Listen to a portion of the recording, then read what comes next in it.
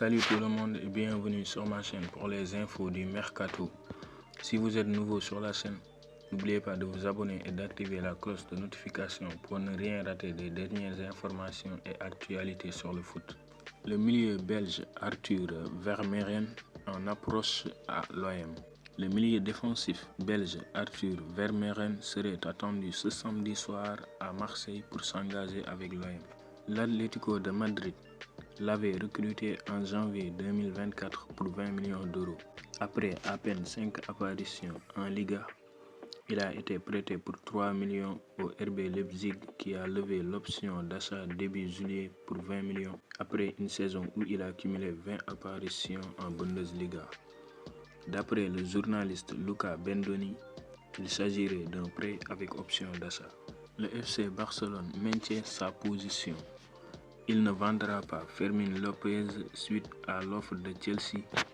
Le seul moyen pour Fermín de quitter le club serait qu'il décide lui-même de partir. Son avenir étant désormais entre ses mains, a révélé Fabrizio Romano ce samedi. L'Allemand Woltemade rejoint Newcastle. L'avant-centre allemand Nick Woltemade, 23 ans, s'est engagé avec Newcastle en provenance de Stuttgart, a annoncé ce samedi le club anglais. Le montant de la transaction n'a pas été communiqué, mais il s'élèverait entre 75 et 90 millions d'euros, bonus compris, selon l'estimation respective des médias anglais et allemands.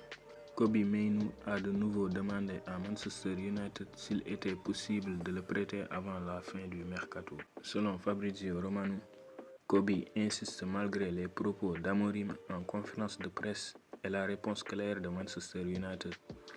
United insiste sur le point qu'il n'y a aucune chance de sortie et prévoit de garder Mainoo.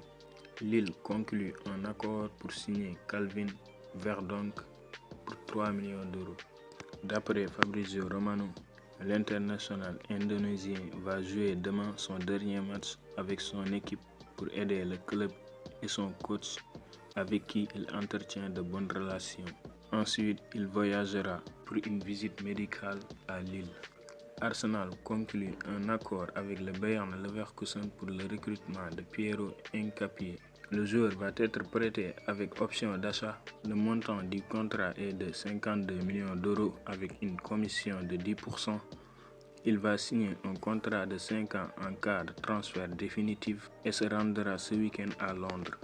Le Bayern insiste pour conclure l'accord avec Nicolas Jackson. Selon Fabrizio Romano, les dernières heures de ce mercato estival sont cruciales pour le Bayern qui commence à bouger.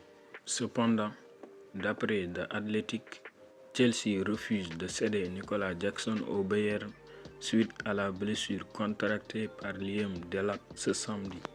L'Olympique de Marseille demande 15 millions d'euros pour laisser Adrien Rabiot. Selon Fabrizio Romano, Marseille demande 15 millions d'euros comme seul moyen de laisser partir Adrien Rabiot dans les derniers jours du mercato. Affaire à suivre. Le Marocain Azzedine Ounahi passe de l'OM à Gérone. Le milieu de terrain marocain Azzedine Ounahi a été transféré de l'OM au club espagnol de Gérone, avec lequel il a signé un contrat de 5 ans, ont annoncé samedi les deux clubs.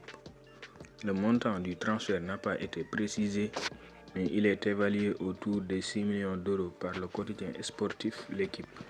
Moïse Kean prolonge à la Fiorentina. L'international italien Moïse Kean a prolongé jusqu'en juin 2029 son contrat avec la Fiorentina, son club depuis l'été dernier, a annoncé samedi le club de la Serie A.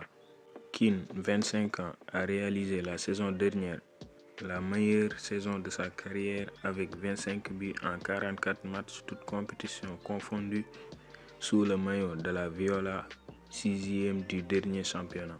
Selon la presse italienne, son salaire annuel est passé de 2,2 millions d'euros à 4,5 millions d'euros.